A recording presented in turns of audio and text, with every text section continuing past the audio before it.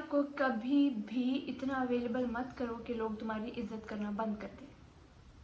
ये एक ऐसी बात है जो ज़्यादा लोगों को समझ में नहीं आती है, क्योंकि वो सोचते हैं कि हम भला कर रहे हैं, हम अच्छा कर रहे हैं, हम नेकी कर रहे हैं, we're being kind, we're being gentle. No, you're just being stupid.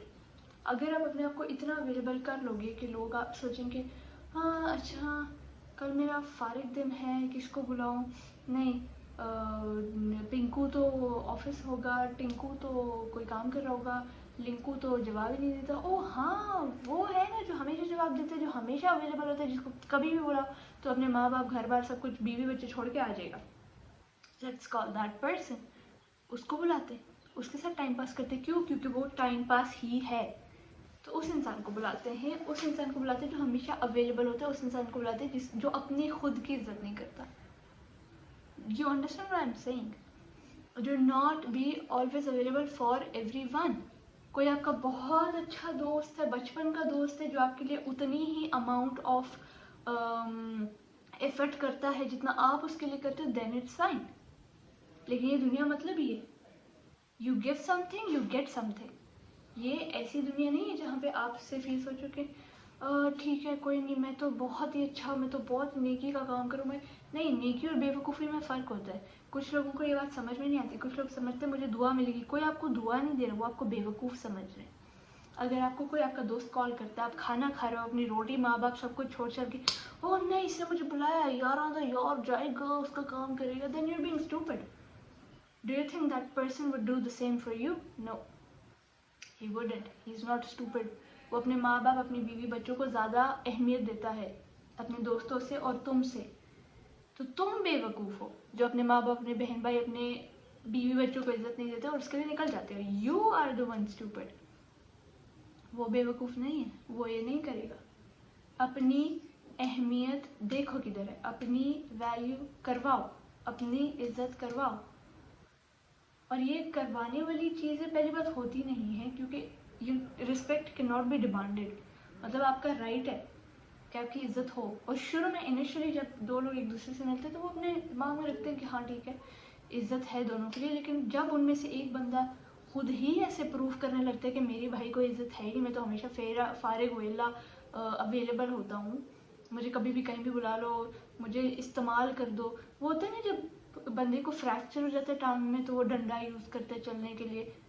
आप वो डंडा हो, आपको वो ठीक होने के बाद फेंक देगा। डोंट बी अ डंडा, डोंट गेट सो डिसरिस्पेक्टेड कि फिर आपकी कोई कभी इज्जत कर ही ना सके। आप कितनी क्या एज हो, आपका क्या रुतबा हो, कितने कमाते हो, डजेंट मैटर। मैंने बहुत लोग ऐसे देखे हैं जो बहुत कमाते हैं, बहुत पैसा है उनके पास, और हमेशा वो सूट बूट गाड़ी वाड़ी ये सब में जा रहे थे, लेकिन कोई इसकी इज्जत नहीं करता। वो सिर्फ उससे उधार लेने के लिए, वो सिर्फ उसके पैसे की वजह से, तो सिर्फ हमें पैसे चाहिए, उधार मांगना होगा तो इसको इस्तेमाल करेंगे, पीठ पीछे जाके इसको कहेंगे कि ये वो तो खुद अपनी इज्जत नहीं करता। वो तो उन जगह पे जाके बैठते जहाँ पे कोई इसकी इज्जत नहीं करता, जहाँ पे लोग उसके मुंह पे उसकी बेइज्जती करते हैं, उधर वो हंसता है। आई हैव सीन मेन जब जो उनके मतलब उनके माँ बाप, बीवी बच्चों, भाई बहन का मजाक उड़ाया जा रहा होगा उनके सामने और वो हंस रहे होंगे। क्यों? क्योंकि वो डरपोक है और क्योंकि वो अपनी इज्जत नहीं करते। वो खुद अपनी इज्जत नहीं करते तो अपने माँ बाप, बहन भाई, बीवी बच्चों की क्यों इज्जत करवाएंगे? जो खुद इंसान अपनी इज्जत नहीं करता वो किसी दूसरे की इज्जत क्यों करवाएगा, बेशक आप उसके कुछ भी लगते। दीज आर सम पीपल जिनसे आपको अटैच भी नहीं होना चाहिए। मतलब अगर in case if you thinking to get married to someone, ऐसा डोंट, क्योंकि वो उसके साथ आपकी शादी होगी ना, आपकी भी कोई इज्जत नहीं होगी। बेशक आप अपनी इज्जत करते हो, आप बहुत अक्लमंद समझदार सब कुछ हो, आप अपने हस्बैंड या बीवी की तरह नहीं हो जो अपनी इज्जत नहीं करवाता, लेकिन लोग कहेंगे कि अच्छा ये उसका लगने वाला है जिसकी हम कोई इज्जत नहीं करते तो हम इसकी भी नहीं करेंगे। इट्स ऑटोमेटिक, ऐसे ही फंक्शन करता है। तो अपने आप को ऐसे लोगों से भी दूर करो, खुद भी ऐसे मत बनो, खुद भी हर टाइम अवेलेबल मत बनो। और ऐसे लोगों को हो सके तो समझाओ कि हमेशा खुद को अवेलेबल मत रखो, लोग तुम्हारी इज्जत नहीं करेंगे। Respect is not something you can demand for, it's your right. ये तुम्हारा हक है, उस हक को बरकरार रखो, उस हक को खो ना दो, और उसको ऐसा ना बना दो कि कोई चाहे कुछ भी करो तुम जिंदगी में, लोग कहेंगे है तो ये वही जिसको हम एक कॉल पे बुलाते थे और ये अपना सब घर बार बीवी बच्चे सब छोड़ के आ जाता था। अपनी इज्जत खुद करो, अपने टाइम की इज्जत खुद करो, ताकि ऑटोमेटिकली लोग तुम्हारे टाइम और तुम्हारी इज्जत करना शुरू कर दें।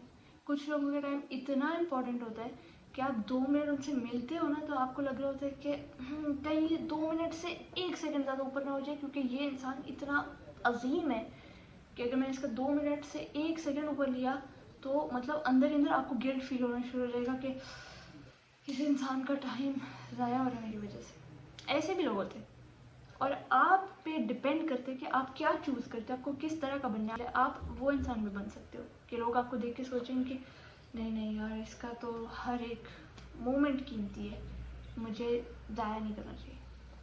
It's as simple as that. तो एक मेहमान है जो स्पेशल अपीयरेंस करना चाहता था और अभी खुदकुशी करना चाह रहा है गर्मी की वजह से। मिस्टर रुक जा, टूटू कहना चाहता है bye bye bye bye bye bye bye bye, मैं जा रहा हूँ सलाद खाने। अब हाई मेंटेनेंस रैबिट, जाइए जाइए।